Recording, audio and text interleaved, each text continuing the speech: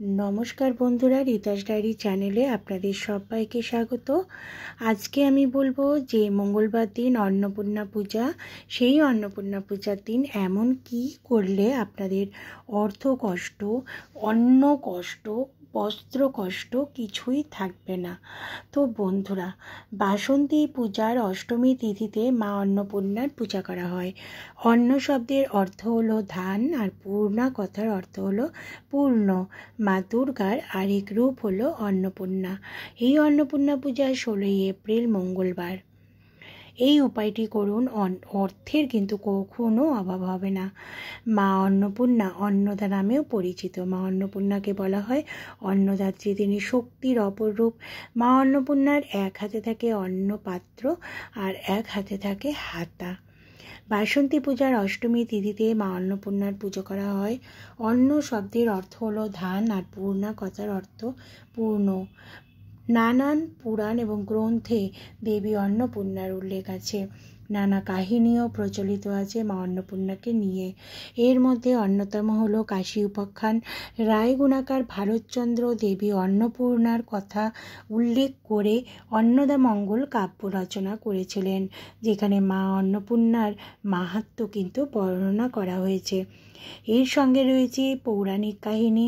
পুরাণ মতে বিবাহের পর শিব পার্বতী সুখী দাম্পত্য জীবন কাটাচ্ছিলেন, কিন্তু আর্থিক অনটনের জেরে শুরু হয় দাম্পত্য কলহ। ভোলানাথের সঙ্গে মায়ের মতবিরোধ হয়। মা পার্বতী কৈলাস ত্যাগ করে চলে আসেন। সেই সময় দেখা যায় মহামারী, খাদ্য কষ্ট। ভক্তরা আকুল হয়ে পড়েন। তারা দেবদেবীকে ডাকতে থাকেন। সেই সময় ভিক্ষার ঝুলি কাঁধে তুলে নিয়েছিলেন মহাদেব, কিন্তু দেবীর মায়ায় কোথাও কিন্তু তিনি ভিক্ষা পেলেন না। তখন শোনা যায় কাশীতে এক নারী সকলকে অন্ন দান করছেন। ভোলানাথ সেখানে উপস্থিত হলে ভোলানাথের কিন্তু মাকে চিনতে একটুও অসুবিধা হলো না। মহাদেব মায়ের কাছে ভিক্ষা প্রার্থনা করেন। সেই ভিক্ষা গ্রহণ করে মহামারী এবং খাদ্যাভাব থেকে ভক্তকুলকে রক্ষা করেন তিনি। এরপর কাশীতে মা অন্নপূর্ণার মন্দিরে স্থাপন করা হয়। চৈত্র মাসের শুক্লা পঞ্চমী তিথিতে সেখানে মায়ের আবির্ভাব হয়েছিল। সেই থেকে সেখানে মায়ের পূজার প্রচলন হয়, যা আজ অন্নপূর্ণা পূজা নামে বিখ্যাত। বন্ধুরা, একটা কথা আপনারা জানেন কি, কাশীতে কিন্তু কখনো অন্ন না খেয়ে কেউ থাকেন না। যারা একাদশী ব্রত করতে পারছেন না, যারা ছাড়তে চাইছেন, তারা কিন্তু কাশীতে গিয়ে একাদশীকে ছেড়ে আসতে পারেন। শুক্লা পক্ষের অষ্টমী তিথিতে অন্নপূর্ণা পূজা করা হয়। এই পূজা করলে কখনো অন্নের অভাব থাকে না। এই পূজা করলে সুখ, সমৃদ্ধি, অর্থ সব কিছুই কিন্তু দিন দিন বাড়তে থাকে। এই অন্নপূর্ণা দেবী কিন্তু আমাদের রান্নাঘরেই অধিষ্ঠান থাকেন। তাই অন্নপূর্ণা মায়ের ফটো আপনারা উত্তর দিকে বা উত্তর পূর্ব দিকে লাগান। রান্নাঘরের উত্তর বা উত্তর পূর্ব দিকে দেখবেন আপনাদের কিন্তু অর্থকষ্ট কোনো দিন হবে না।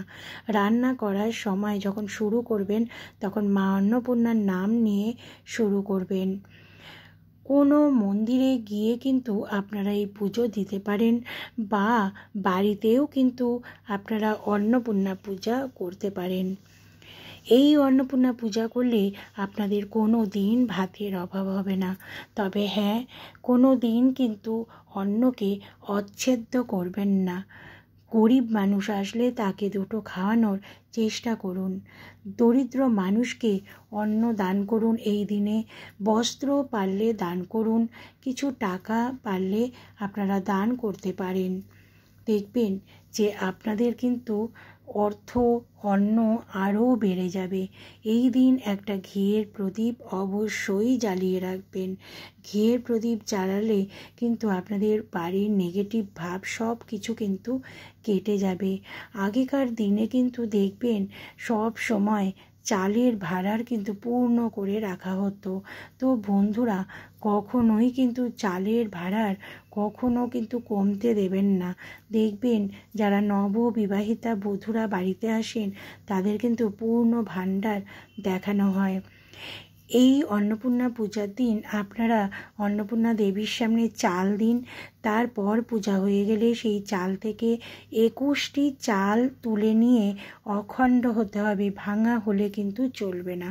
একটি হলুদ বস্ত্রের মধ্যে বা লাল বস্ত্রের মধ্যে রেখে পুটুলি করে আপনারা আপনাদের আলমারিতে বা ক্যাশ বাক্সে কিন্তু রেখে দিতে পারেন। তাহলে দেখবেন যে আপনাদের আস্তে আস্তে দারিদ্রতা ভাব কিন্তু চলে যাবে, অর্থকষ্ট থাকবে না, রোজগার বাড়বে, ব্যবসা বাণিজ্য সবই কিন্তু ভালো হবে। এই দিনে চেষ্টা করুন স্তোত্র পাঠ করতে। অন্নপূর্ণা পূজার দিন অবশ্যই মাকে পায়েস নিবেদন করুন।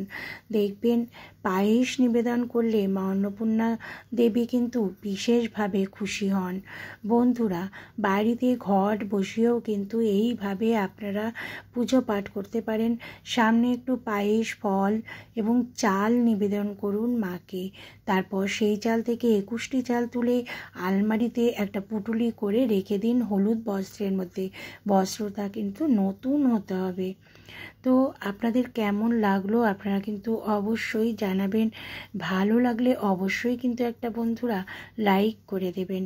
আমি সব সময় চাই যে আপনাদের যাতে ভালো হয়, সেই জন্য আমি নতুন নতুন ভিডিও, উপকারী ভিডিও আপনাদের সামনে নিয়ে আসি। পারলে আপনারা এই ভিডিওগুলো শেয়ার করে দেবেন বন্ধুবান্ধব, আত্মীয় স্বজনের মধ্যে, তাহলে সকলেই কিন্তু জানতে পারবে। তো বন্ধুরা, এই অন্নপূর্ণা পূজা কিছুই না, বাড়িতে একটুখানি আপনারা একটা ফটোর সামনে করতেই পারেন। ধূপ ধুনো দেখিয়ে একটু কর্পূর আরতি করে ঘিয়ের প্রদীপ জ্বালিয়ে মায়ের কাছে প্রার্থনা করতে পারেন। সারা বছরের অন্ন কষ্ট আর থাকবে না। এই দিন ভোলানাথের পুজো করুন, মা অন্নপূর্ণা দেবী কিন্তু ভীষণভাবে খুশি হবেন। আর অন্নপূর্ণা পুজো করে আপনারা শান্তিতে থাকুন এবং ভালো থাকুন।